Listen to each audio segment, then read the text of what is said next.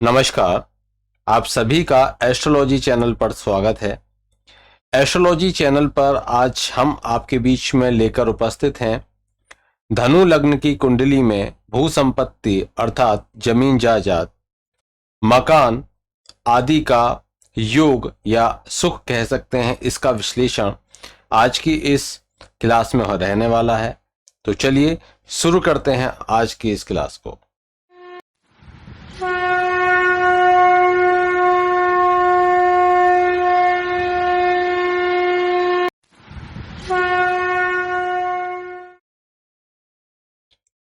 धनु लग्न की कुंडली के विश्लेषण के रूप में यहां पर मैंने एक ये चार्ट लिया है, जिसके आधार पर जो महत्वपूर्ण नियम हैं वह नियम मैं आपके बीच में लेकर उपस्थित हूं। सबसे पहले धनु लग्न की कुंडली का जब भी आप विश्लेषण करोगे तब उस समय आपको यह जानना बेहद आवश्यक है कि कुंडली धनु लग्न की है अथवा नहीं। यदि कुंडली के जो पहला घर है, जिसको हम लग्न भाव कहते हैं, वहां पर आपको 9 लिखा दिखाई दे जाए तो निश्चित रूप से वह कुंडली किसकी है? धनु लग्न की। तो जो भी हमारे नए दर्शक हैं जो नहीं जानते लग्न के बारे में, वह हमारी पिछली वीडियोस में हमने लग्न के बारे में अच्छी प्रकार से बता रखा है, तो वह उसको देखें और समझें। यहाँ पर जो लग्न है वह धनु लग्न है।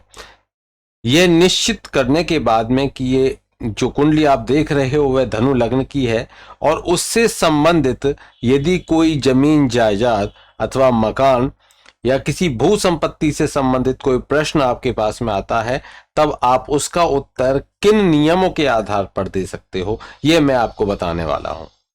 सबसे पहले धनु लग्न की कुंडली में जो लग्नेश हो जाते हैं वह लग्नेश गुरु होते हैं। वहीं दूसरे भाव अर्थात धन भाव के जो अधिपति होते हैं, जो दूसरा भाव है उसके अधिपति होते हैं शनि। तीसरे भाव के भी अधिपति जो पराक्रम भाव है उसके अधिपति भी शनि ही होते हैं। वहीं यदि चौथे भाव की बात करें, जो सुख भाव है और जो भूमि भवन और वाहन के लिए को रिप्रेजेंट करता है, ये वह भाव है, तो उसके जो स्वामी होते हैं वह गुरु ही होते हैं। तो कहने का अर्थ हुआ कि लग्नेश और सुखेश दोनों ही गुरु होते हैं। तो गुरु यहाँ पर योगकारी होते हैं, प्रबल योगकारी होते हैं। वहीं जो पंचम भाव है, पंचम भाव के अधिपति होते हैं मंगल। पंचम भाव के अधिपति मंगल होते हैं। वहीं षष्ठ भाव के अधिपति यहाँ पर शुक्र होते हैं और जो सप्तम भाव है उस सप्तम भाव के अधिपति यहाँ पर बुध होते हैं और अष्टम भाव के अधिपति चंद्रमा होते हैं। वहीं नवम भाव के अधिपति सूर्य होते हैं। तो सूर्य यहाँ पर योगकारी ग्रह हो जाते हैं क्योंकि ये भाग्येश हो जाते हैं। नवम भाव भाग्य भाव है और भाग्य भाव के अधिपति सूर्य होते हैं, तो यहाँ पर विशेष योगकारी रहते हैं सूर्य देव। वहीं जो दसम भाव है उसके अधिपति होते हैं बुध और जो एकादश भाव है अर्थात आय भाव है उसके अधिपति शुक्र होते हैं। तो वहीं व्यय भाव को देखें तो व्यय भाव के अधिपति मंगल होते हैं। तो यहां पर हमने अच्छी प्रकार से देख लिया है। अब आगे जो महत्वपूर्ण नियम है उनको जानते हैं। सबसे पहले हमें, क्योंकि मंगल यहाँ पर पंचमेश भी होते हैं और यहाँ पर व्ययेश भी होते हैं, तो मंगल का बल देखना बेहद आवश्यक है। मंगल की किन ग्रहों के ऊपर दृष्टि है देखना बेहद आवश्यक है। उसकी युति को देखना बेहद आवश्यक है। जहां एक तरफ है त्रिकोण भाव के अधिपति होकर अपने जो पापत्व है उसको नष्ट करते हैं, वहीं वे त्रिक भाव के अधिपति भी हैं। तो यहाँ पर आप इस बात को अच्छी प्रकार से समझ सकते हो कि यहाँ पर मंगल कुछ शुभ भी देंगे तो कुछ आपके जीवन में ऐसा भी होगा जो कहीं ना कहीं अशुभतापूर्ण हो सकता है या आपके खर्चे अधिक करा देंगे, क्योंकि यहाँ पर ये व्यय भाव के अधिपति हैं। आपके खर्चे अधिक करा सकते हैं, आपको दूर भेज सकते हैं, वह उनकी स्थिति पर निर्भर होगा। सबसे पहले यहाँ पर हम बात करेंगे कि जो मंगल बलवान होने चाहिए। दूसरे जो चतुर्थ भाव के अधिपति हैं इस कुंडली में वह हैं गुरु।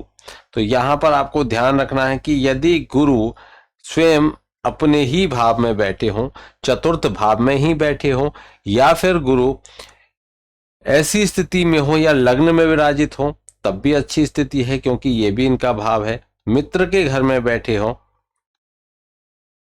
तो भी अच्छी स्थिति है गुरु की। तो इन स्थितियों में अगर गुरु हैं तो वह गुरु बहुत अच्छे गुरु माने जाएंगे, और वह कहीं ना कहीं उस व्यक्ति के जीवन में निश्चित रूप से उसके जीवन में जो भूमि भवन आदि का जो सुख है वह उसको अवश्य ही प्रदान करने वाले होते हैं। अगर हम देखें कि वैसे तो कहा जाता है कि जो बुध का चतुर्थ भाव में होना अच्छा नहीं होता, क्योंकि बुध जब चतुर्थ भाव में होते हैं तो वहां उससे संबंधित वह, क्योंकि चतुर्थ भाव में बुध निष्फल होते हैं तो उससे संबंधित जो फल होते हैं वह फल आप नहीं कह सकते, इसलिए। लेकिन जब गुरु की दृष्टि के आधार पर हम देखें तो जो दसम भाव के अधिपति होते हैं वह यहाँ पर बुध हो जाते हैं, और जो चतुर्थ भाव के अधिपति हैं वह गुरु हो जाते हैं। यदि ये इस प्रकार से राशि परिवर्तन कर लेते हैं, क्योंकि यहाँ पर दृष्टि संबंध भी बनेगा, जब राशि परिवर्तन करेंगे तो दृष्टि संबंध बनेगा गुरु का और बुध का। तो यहाँ पर ये क्योंकि दोनों ही शुभ ग्रह हैं, और जब दोनों एक दूसरे को देखेंगे, एक दूसरे को देखकर वह अपने अपने भाव को भी पुष्ट करते हैं, और वहां पर ये जो स्थान परिवर्तन है वह निश्चित रूप से बहुत ही शुभ होता है। जब ऐसी स्थिति हो तो उस स्थिति में आप यह कह सकते हो कि उस जातक के जीवन में निश्चित रूप से भवन भूमि का जो सुख है उसको प्राप्त होगा, उसको बहुत बड़े भूखंड का वह मालिक होगा, बहुत सारे उसके प्लॉट भी हो सकते हैं, बहुत सारे उसके मकान आदि भी हो सकते हैं, सुसज्जित मकान भी उसके हो सकते हैं। तो यहाँ पर यह स्थिति आपको कहनी चाहिए।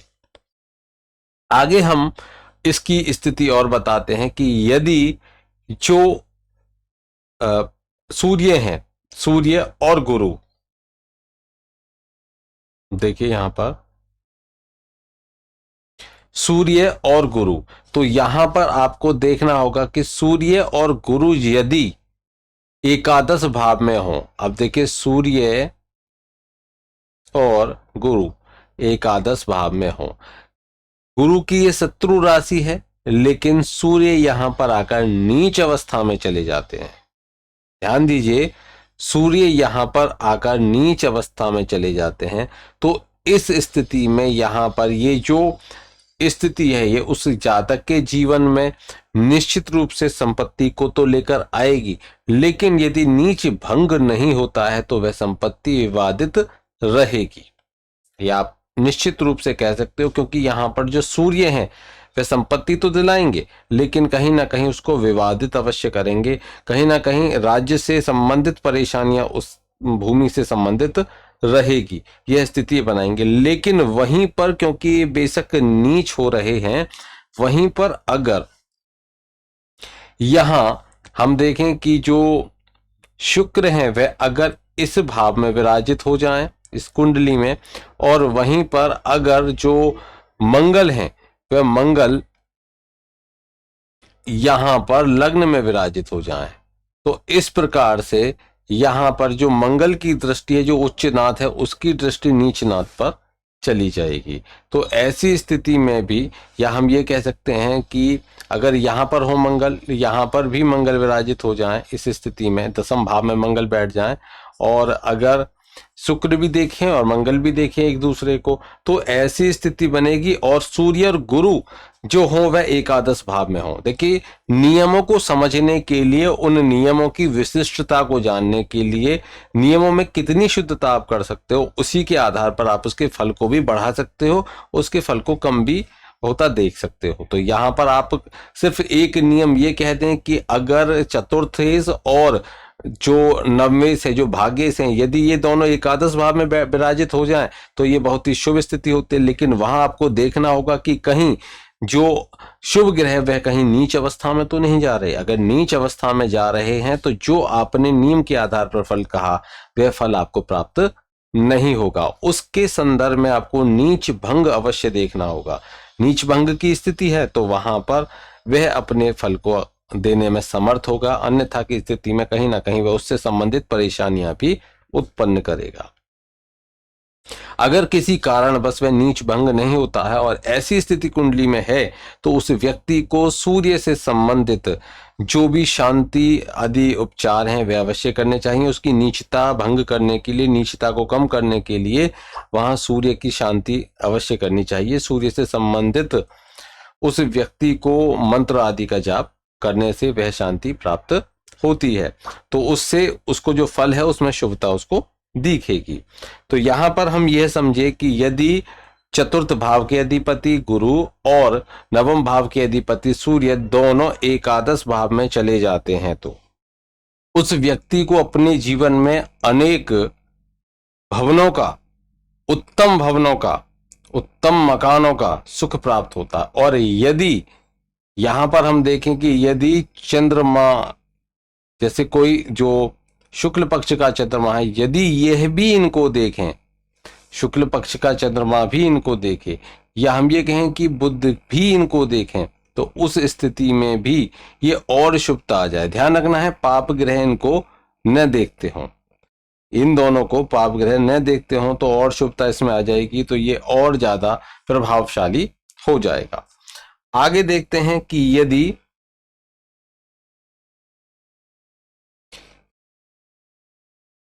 गुरु बृहस्पति को, तो गुरु बृहस्पति अगर केंद्र में हो या फिर या तो केंद्र में हो, यहां पर गुरु विराजित हो, यहां पर गुरु विराजित हो, और यहां पर गुरु विराजित हो, या यहां पर, लेकिन यहां पर अगर स्त्री की कुंडली है तो वे शुभ नहीं रहेंगे, लेकिन यहां पर हम अभी भूमि आदि के संदर्भ में बात कर रहे हैं, और या गुरु विराजित हो यहां पर, या गुरु यहां पर नवम भाव में, तो आप देखते चलिए, या फिर गुरु यहां पर विराजित हों।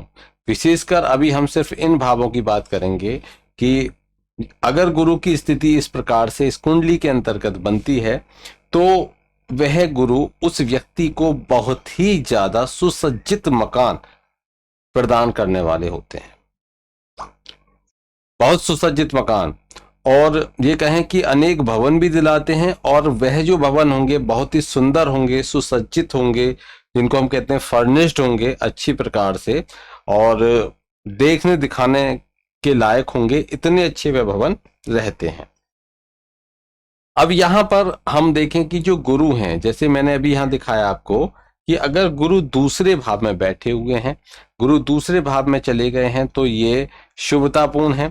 अब बस ध्यान रखना है कि पाप ग्रहों की दृष्टि इनके ऊपर नहीं होनी चाहिए, अन्यथा वह जो संपत्ति प्राप्त करेंगे अपने जीवन काल में ही उसको नष्ट भी कर देंगे।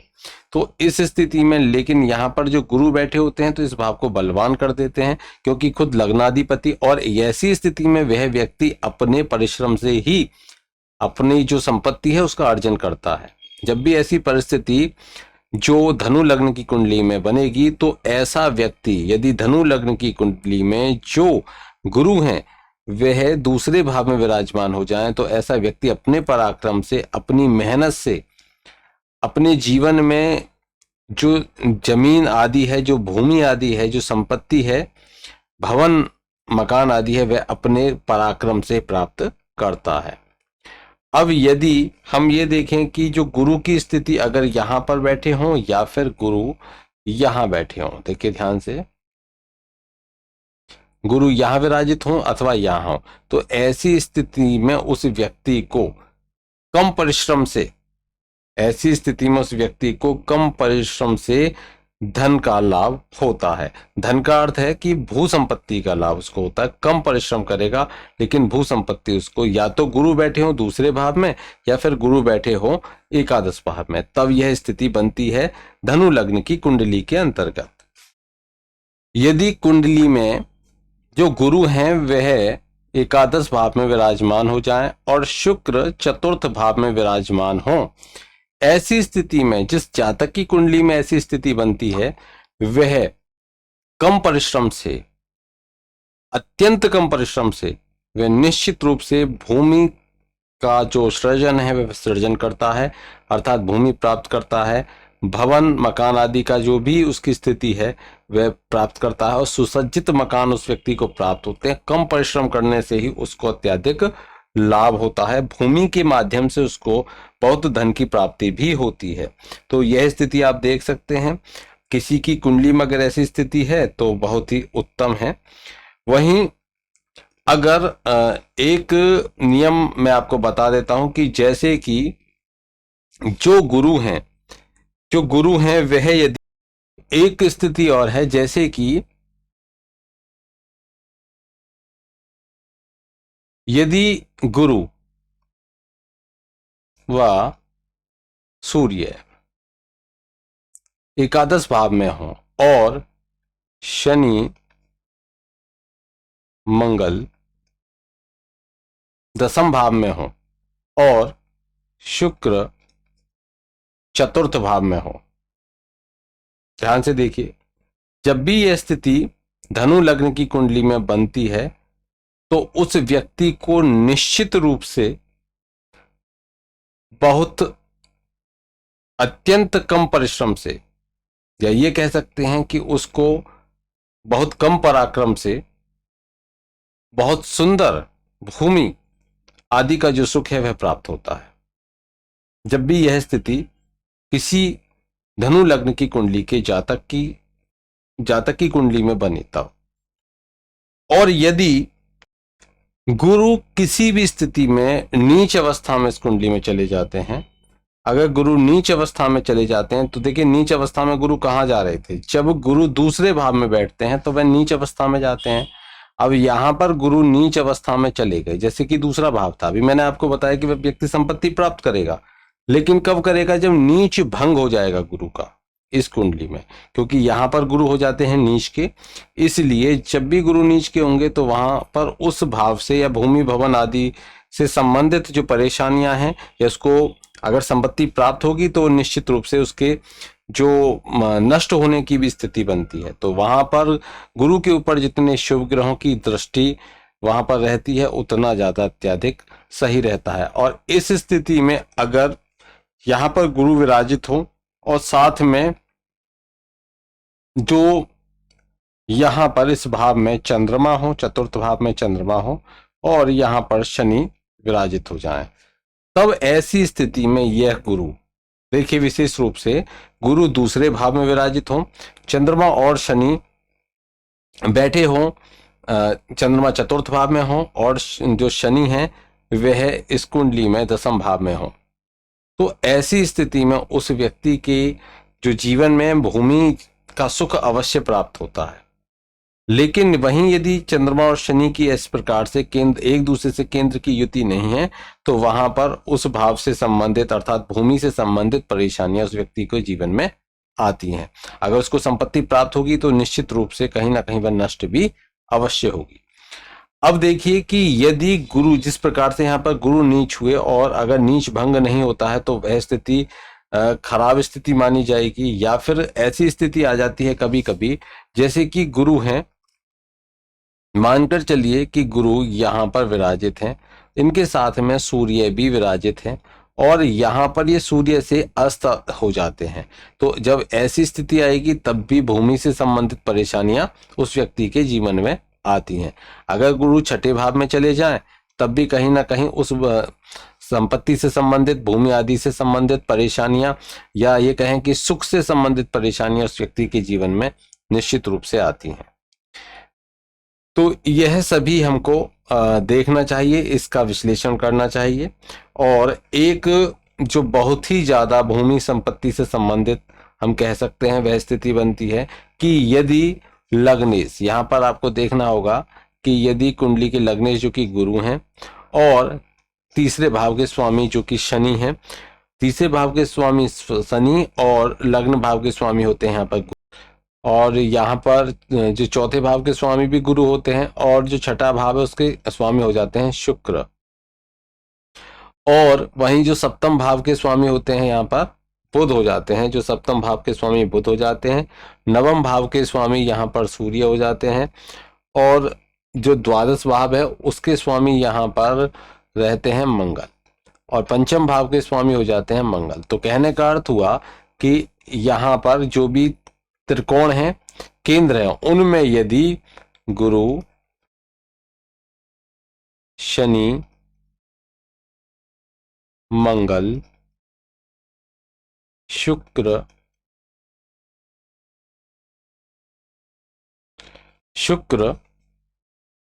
और सूर्य, शुक्र सूर्य बुध।